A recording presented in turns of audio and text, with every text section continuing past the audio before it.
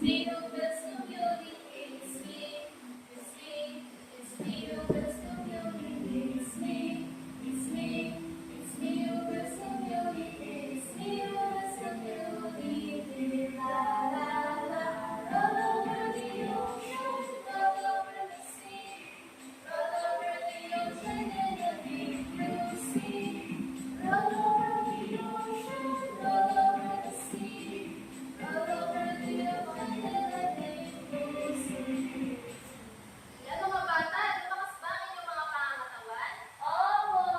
Yan. So, ngayon ay pulutin ninyo ang mga kalat sa ilalim ng inyong mga upuan at pagkatapos ay maaari na kayong umupo.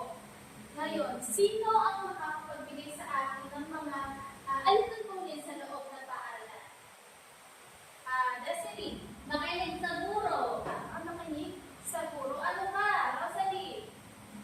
Taas ang kamay kung may nais sabihin. Ayan, itaas ang kamay kung may nais sabihin. Ngayon, meron ako dito sabihin na sabihin mga alituntunin sa loob ng silid-aralan na kinakailangan ninyong sundin simula sa atin hanggang matapos ang ating gagawin. Babasahin ko muna at pagkatapos ko ay kayo naman.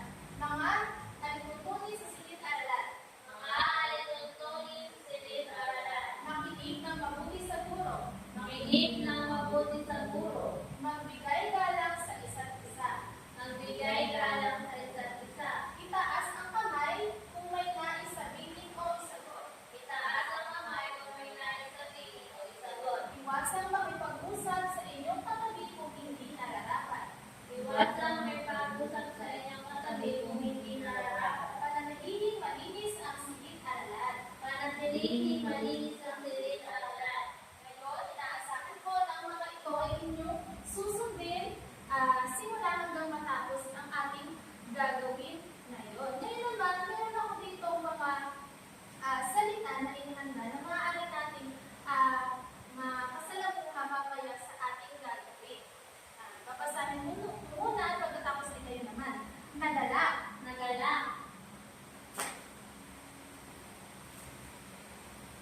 Kwaderno. Kwaderno. Napatalon. Nakatalon. Nakapanayam. Nakapanayam. Patimpala. Patimpala.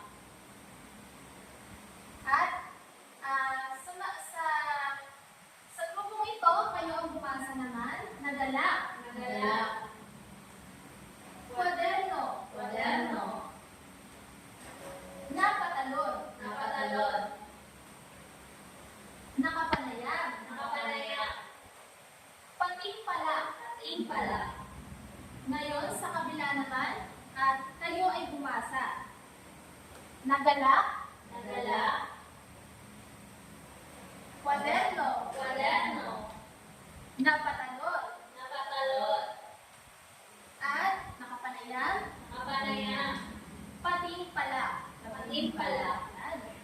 Talagang magagaling na kayo bumasa. Ngayon naman, sino sa inyo ang nakakatanda ng ginawa natin yung isang araw? Ano kaya ang ginawa natin yung isang araw? Rosalie? Bumasa ng kwento ni Church. Bumasa ng kwento? At ano kaya ang ano kaya ang binasang kwento?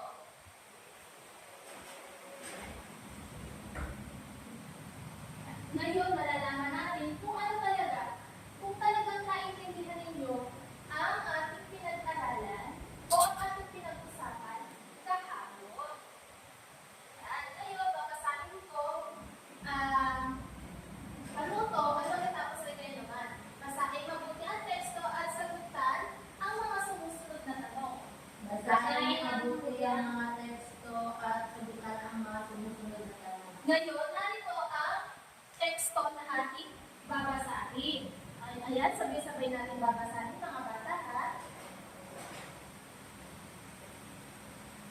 Ayan, babasahin ko. Susunodin nyo ang aking pagbasa. Sakit na nakakaparalisa. Sakit na nakakaparalisa. Ang poliomyelitis, Ang poliomyelitis,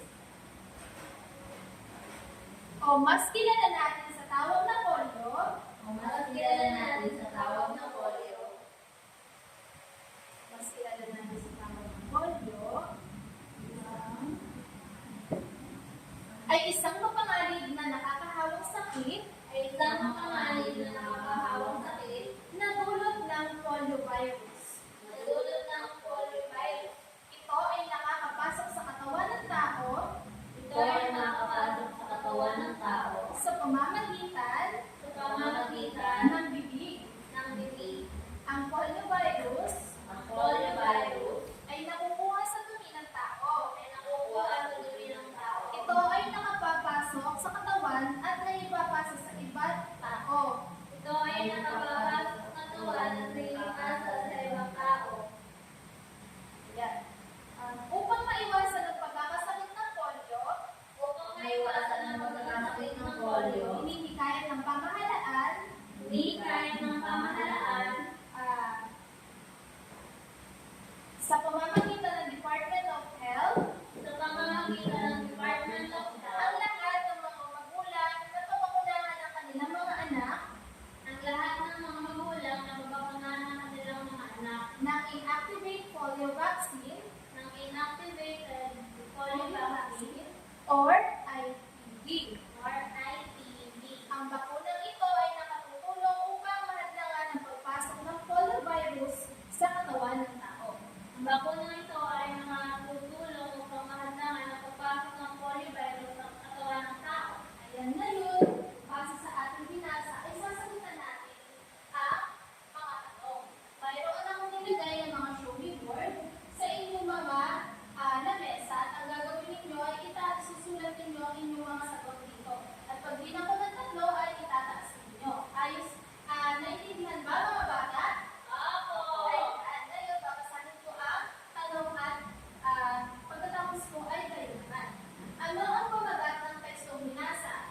Ano ang pamagat ng tekstong binasa? Ayan, isulat ang inyong mga sagot sa show me board at itaas ito. Isa, dalawa, tatlo. Ayan, ano ang pamagat ng tekstong binasa? Rosalie. Tungkol teacher sa sakit na nakakaparalisa. Ayan, tungkol sa sakit na nakakaparalisa. Ayan, ano kaya ang sakit na nakakaparalisa? Rosalie. Tungkol sa polio teacher. Ayun, tungkol sa poliovirus. Ayan, pangalawa, tungkol saan ang binasa? Ilagay sa show me board, itaas, isa, dalawa, tatlo.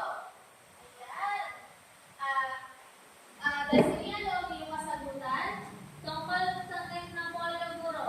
Ayan, tungkol ito sa sakit na polio. Pangatlo, ano ang sakit na ito? Basahin, ano ang sakit na ito?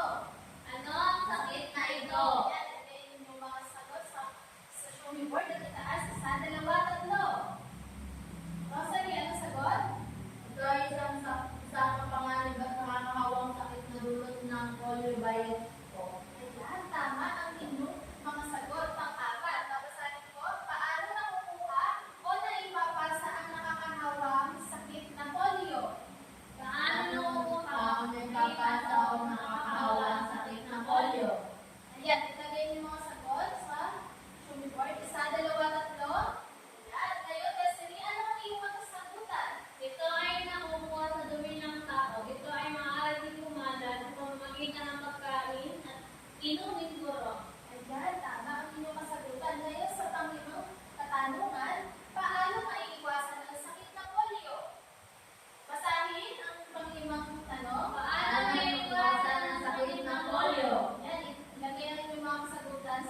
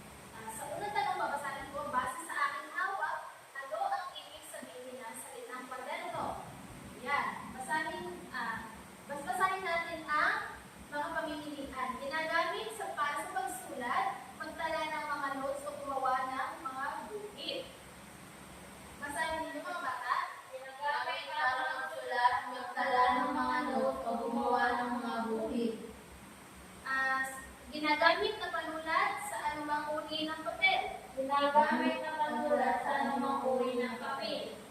Uri ng gadget pangsulat. Uri ng gadget pausulat. Librong lumpa mula sa paaralan. Librong mula sa paaralan. Ngayon, base sa aking hawak, ano kaya ang ibig sabihin ng kwaderno? Rosalie, maaari mo bang pinutin dito sa aking laptop kung ano ang iyong sagot? Ayan, magaling. Ito ay ginagamit para magsulat, magtala ng mga notes o gumawa ng mga guhit. Ngayon, sa pangalawang tanong, ayan, babasahin ko. Ngayon, tingnan niyo ang larawan. Ano ang makikita niyo sa larawan, mga bata? May nag-post ng picture. Ayan, may dalawang babae. Dito. Ngayon, babasahin ko ang tanong. Tingnan ang larawan. Ano ang ibig sabihin ng salitang nakapanayan? Letter A, nakamayan. Letter B, nakalaro. Letter C, nakaaway. At D, nakausap. Ano ba ang tamang sagot? Rosalie, tingnan mo ang tamang sagot sa aking laptop. Ayan, magaling. Ang ibig sabihin ng salitang nakapanayan ay nakausap. Ngayon naman, sa pangatlong tanong, matapos manalo ang kanilang klase, isang patimpala sa pagsasayaw, lumabas si Ginong de la Cruz na may iting kasiniwalat ng Pasko. Ngayon naman, ano ang ibig sabihin ng salitang patimpalak base sa pangungusap?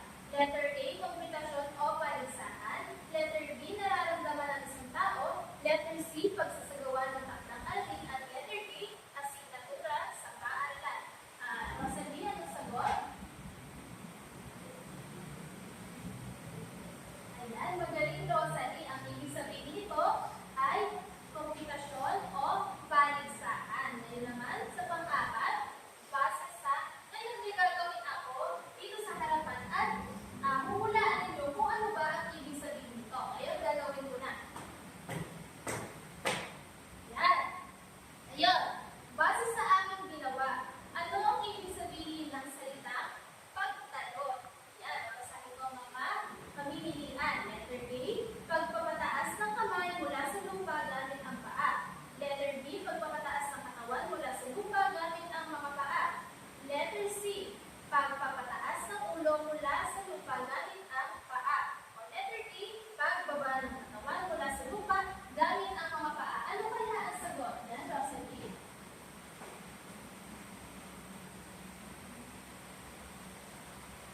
Ayan, magaling, Rosalie. Ang sagot ay letter B, pagpapataas ng katawan mula sa lupa gamit ang paa. Ibig sabihin na pagtalon.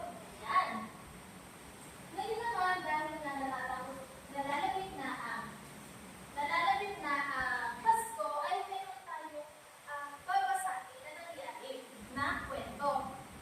Ngayon, ang kwentong ito ay tungkol kay Ginang sa klase ni Ginang de la Cruz. Ngayon, si Ginang de la Cruz, ang kanyang klase ay nanalo sa isang patimpalak sa pagsayaw. Ngayon, sa sobrang tuwa niya, ay tinanong niya ang kanyang klase kung ano ang nais nilang matanggap sa darating na Pasko. Ngayon, mga bata, base sa ano ang nais niyo pang malaman mula sa kwento? Rosalie. Ano-ano ang mga regalo na gusto mong matanggap ng mga pag-aaral ng nila ko? Ayan. Ano? Ang mga regalo na nais matanggap ng mga mag-aaral ni Ginang de la Cruz. Mamaya ay atin itong sasagutan.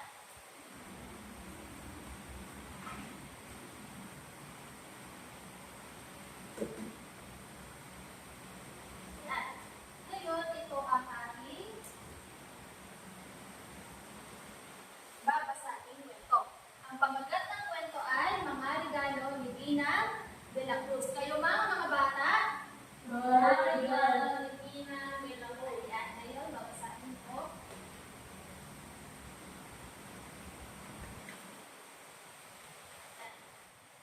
Babasahin ko muna at pagkatapos ay kayo naman. Matapos manalo ang kanilang klase sa isang patimpalak sa pagsayaw, lumabas si Ginang de la Cruz sa may ngiting kasiniwalat ng Pasko. Dahil sa tuwa ay nagtanong-tanong siya sa kanyang mga mag-aaral kung ano ang nais nilang matanggap sa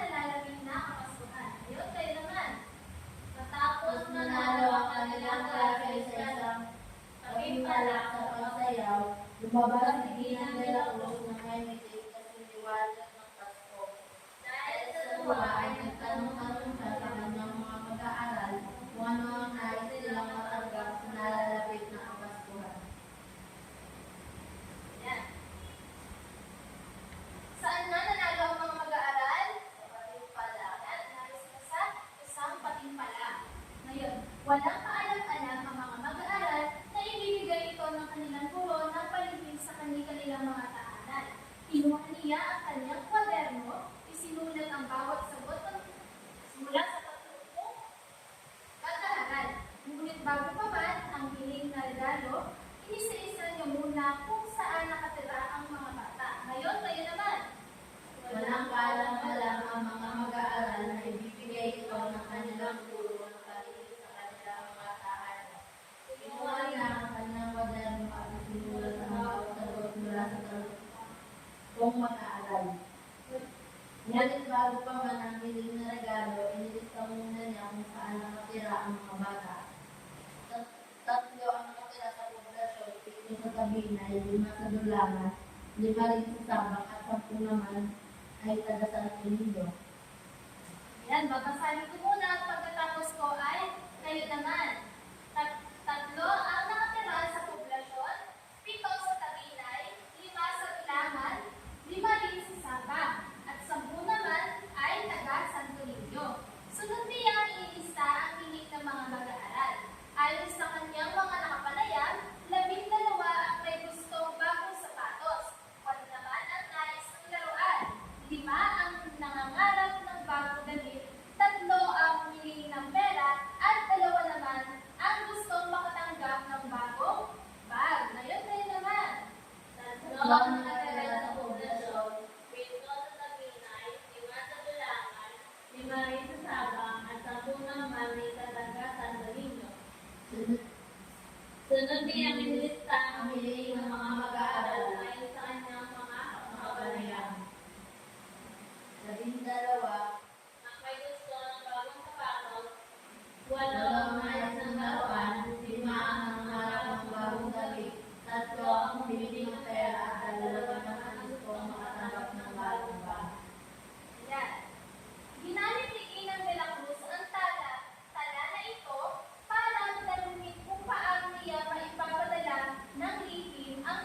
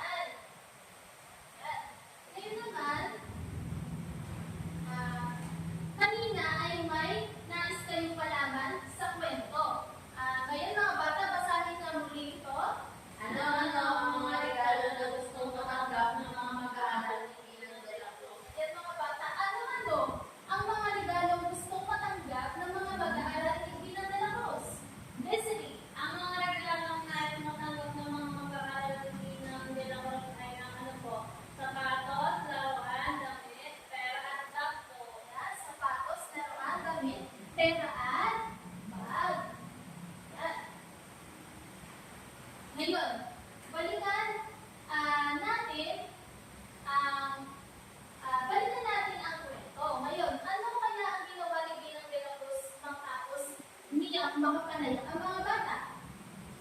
Ano kaya ang ginawa nila? Matapos sila makapanay ang mga bata. Rosalie, Kumuha siya ng kwaderno at sinulat ang mga gusto ng bata.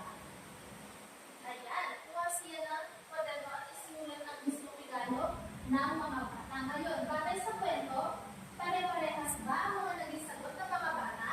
Hindi po. Pare-parehas ba ang mga naging sagot ng mga bata? Hindi, tama.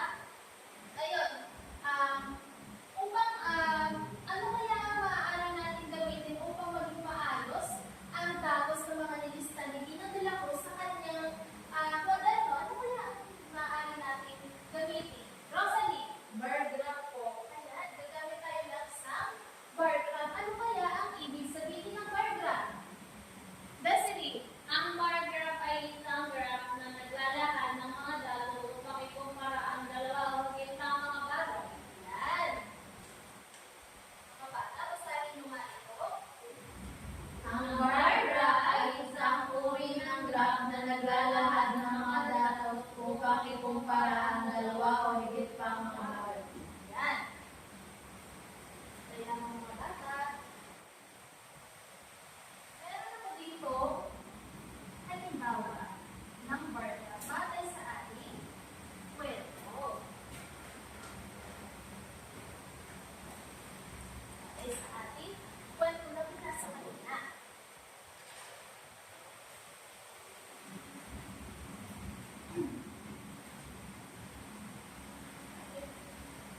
Batay sa ating kwentong pinasa kanina. Ngayon,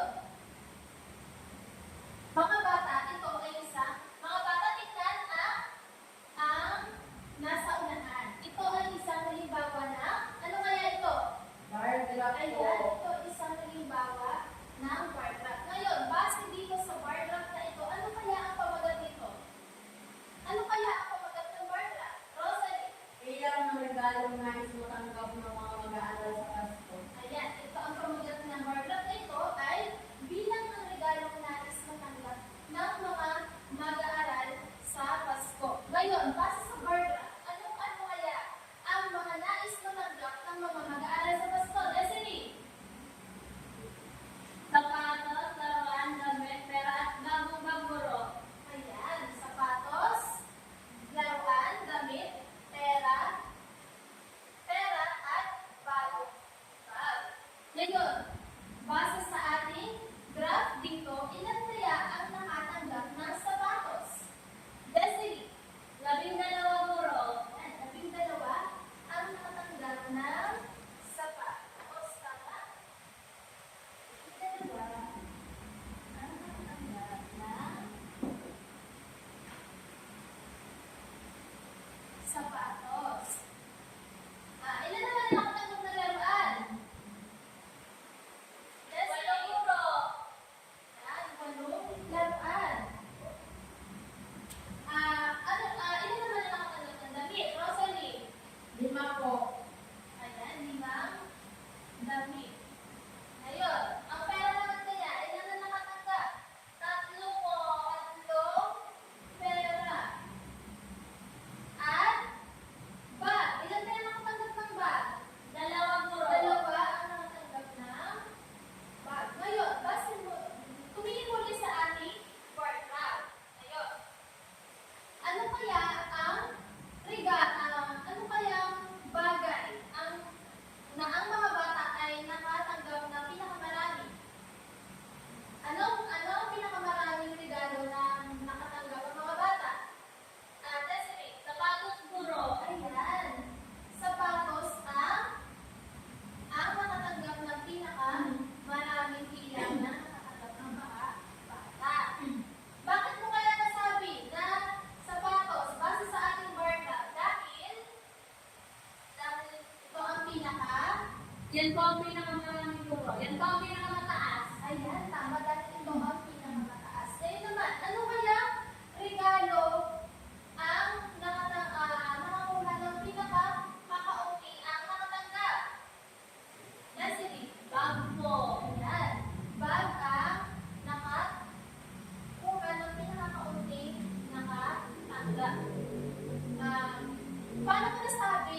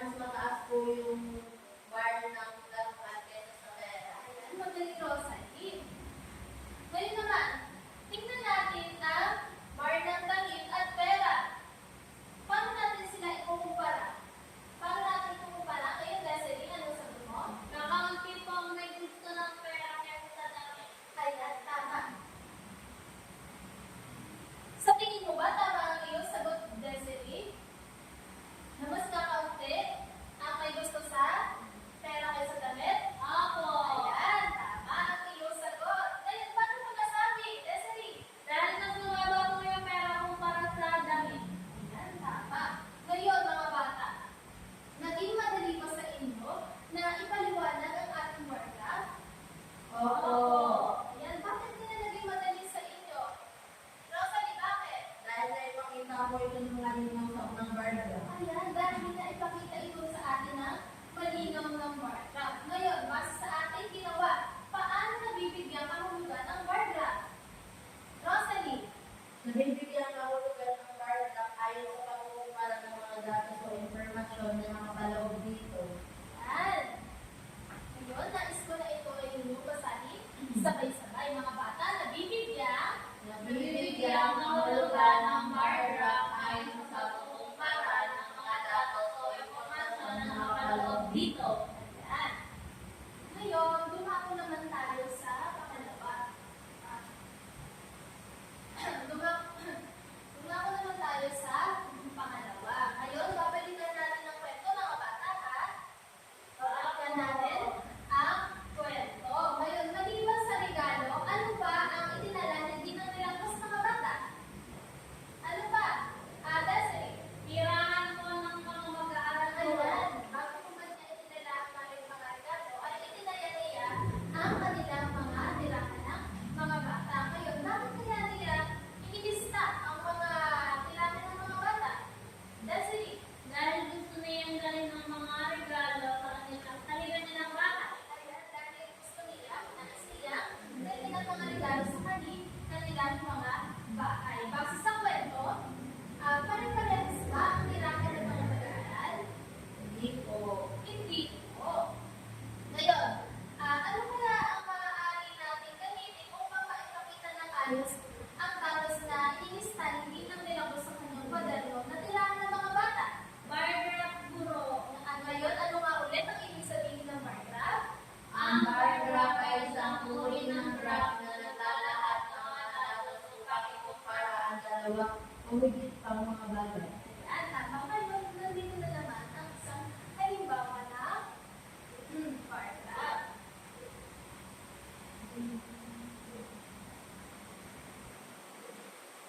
Ngayon, mga bata, ano kaya ang pamagat ng ating bar graph na ito?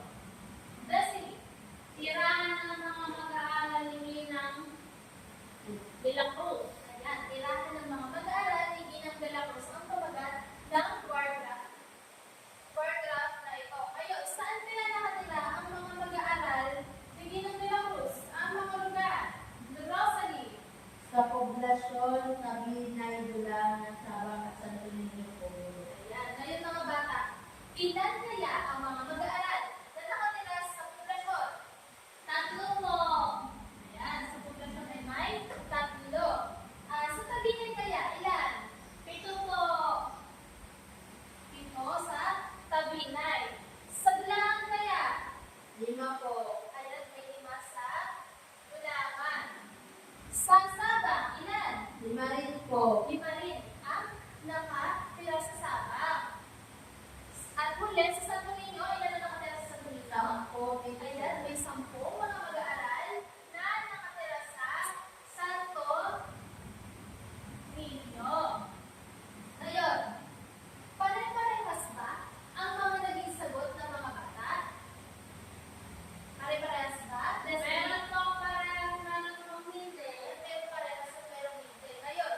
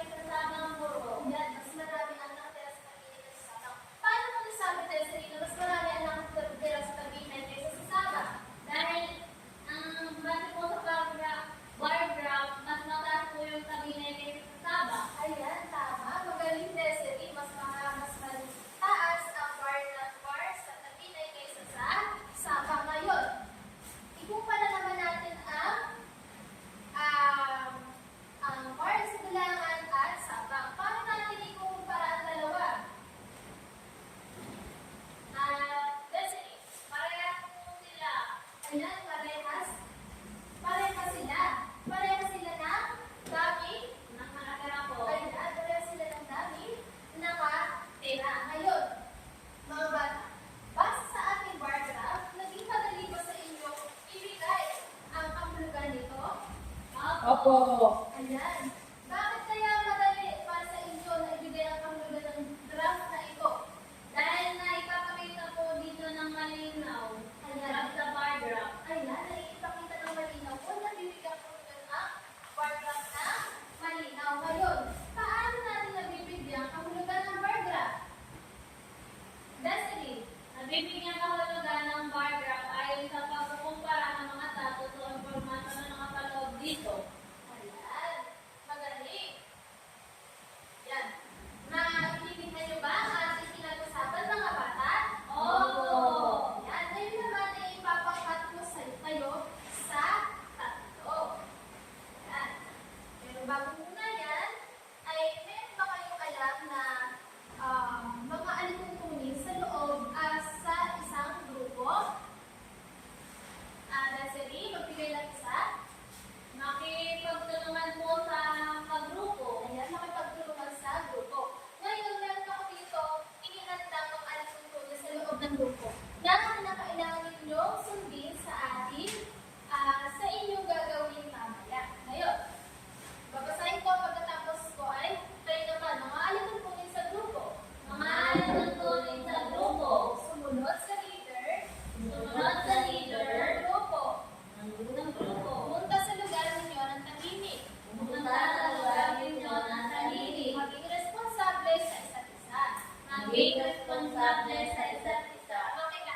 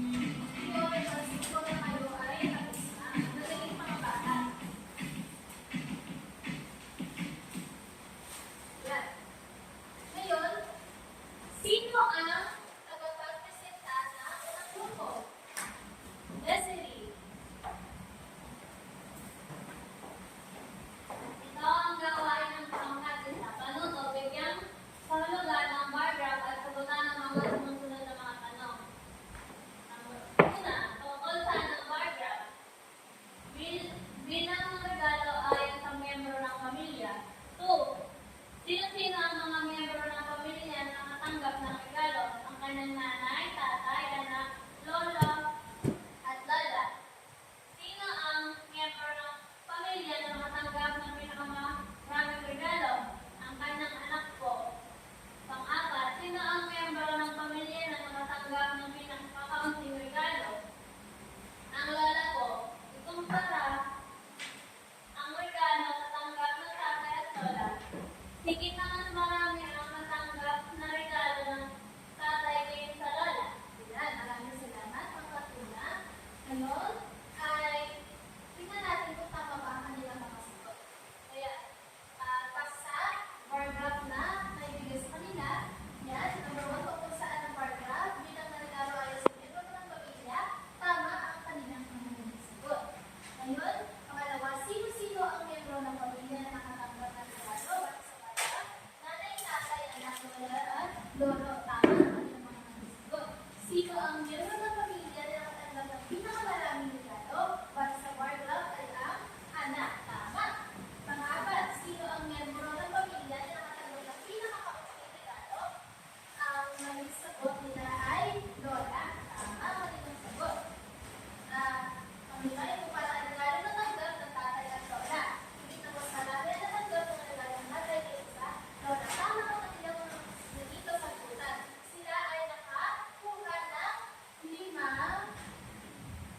Sila ay nakuha ng 5 tamang sagot. Ngayon, bigyan natin ng 5 palakpak ang unang grupo. Tingnan naman natin ang pangalawang grupo kung tama ang kanilang mga naging kasagutan. Yan. Sa unang tanong, kung saan ang bar graph, paborito ka ng pagpasko ng mga mag-aaral, tama. Ano-ano ang mga kanilang pagpasko na nasa graph? Lechon, spaghetti, hamon, fruit salad, at pizza. Tama ang kanilang mga nagsasagot para sa bar graph. Ano tandang pagpasko ang pinakamaraming may paborito? Ang kanilang mga nagsasagot ay spaghetti. Tama ang kanilang kasagutan. Magaling. Anong tandang pagpasko ang pinakamaunting may paborito? Ang mga nagsasagot nila ay pizza. Tama ang kanilang sagot. At ang huli, ikumpara ang bilang ng may gusto sa spaghetti, sa fruits at fruit salad. Mas marami ang may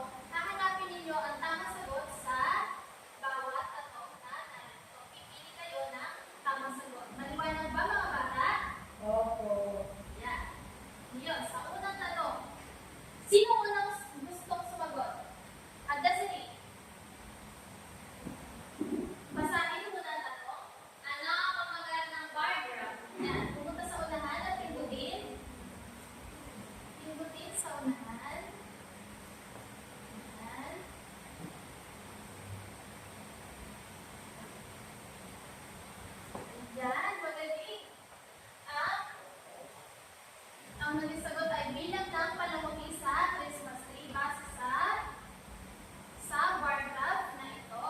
Ngayon, pangatlo. Base muli sa bar graph na ito ang sagot ng mabuti. Yan, ito ang tanong. Ano ang mga palamuti sa Christmas tree? Basahin, Rosalie. Ano-ano ang mga palamuti sa Christmas tree? Ayan, sagutan mo ba kung ano ang tamang sagot? Ayan, ang mga palamuti sa Christmas tree ay ilaw, bola, bituin, ribbon, at cupcake. Base sa graph na ito. Tama. Ngayon naman, base muli sa graph na ito. Ayan ang mga bata.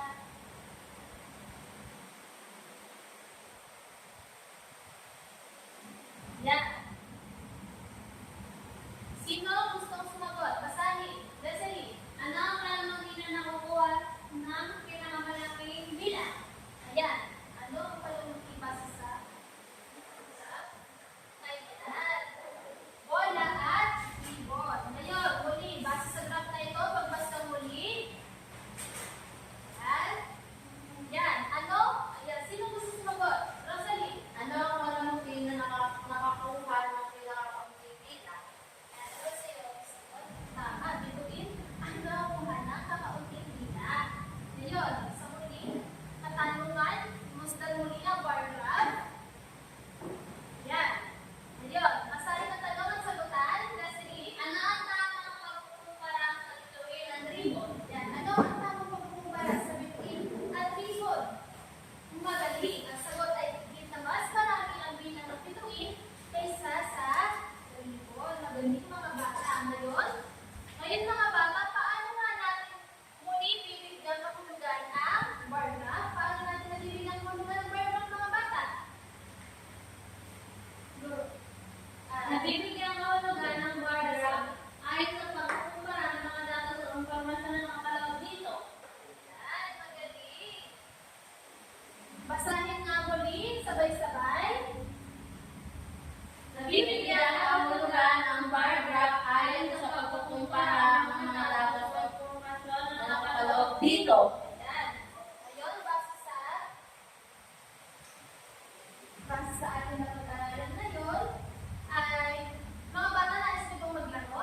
Opo. Ayan. Ngayon, narito ang larong ating gagawin. Ang pauna na laro ay jumbled letters. Ito ang mga gagawin. Ang guro ay ipapangkat ang mga mag-aaral sa dalawa. Ang guro ay magpapakita ng mga sagot ng jumbled letters, ang dalawang pangkat, at ay magpapaunahan na buuin ang salita. At ang salitang kanilang mabubuo ay isusulat sa pisaha. Ang unang grupo na makakakuha ng 10 tama na sagot ay mananalo. Ang grupo na matatalo ay bibigyan kahulugan ng isang graph. Mga bata, naiintindihan ba? Opo. Ngayon mga bata, natuwa ba kayo sa ating palaro? Opo. Ayan. Ngayon naman ay meron tayong maikling sasagutan kung malaman kung talaga naiintindihan nyo ang ating ginawa o pinag-aralan. Ngayon, basahin mga bata ang panuto. Panuto. Unawaing mabuti ang bawat bar graph at piliin ang titik sa bawat bilang nagbigay ng kahulugan dito. Yan, pag basta maiging ang bar graph, bibigyan mo kayo ng kaunting oras. Yan. Ngayon, babasahin ko ang mga tanong. Yan, tingnan mo muna ang bar graph. Tungkol saan ang bar graph? Letter A, bilang ng biyahero sa iba't ibang panahon. Letter B, bilang ng estudyante sa bawat iba't ibang panahon. Letter C, bilang ng transportation. Letter D, bilang ng pasahero. Tapos ba kayo? Opo.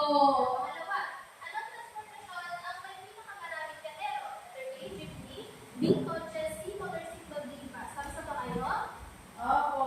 Yan, pangatlong tanong, ano ang transportasyon na may pinakakakaunting biyahero? Letter A, jeepney. Letter B, kotse. Letter C, motorsiklo. D, bus. Tapos ba kayo? Opo. Yan. Ngayon, pang-apat, ilan ang bilang? Ilan ang bilang na may pinakamaraming biyahero sa transportasyon? Letter A, 200. Letter B, 300. Letter C, 100. 150. Letter D, 50. Yan. Tapos ba kayo? Opo. Ngayon, tingnan mabuti muli ang bar graph na ito. Yan. Ngayon, bigyan kahulugan ang bar graph.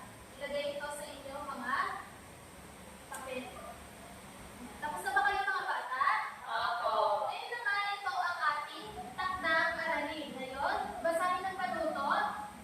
Intindihing mabuti ang bar graph at bigyang kahulugan ito. Ayan, tingnan mabuti ang bar graph. Ayan, ngayon mga bata, nakopya na ba? Opo.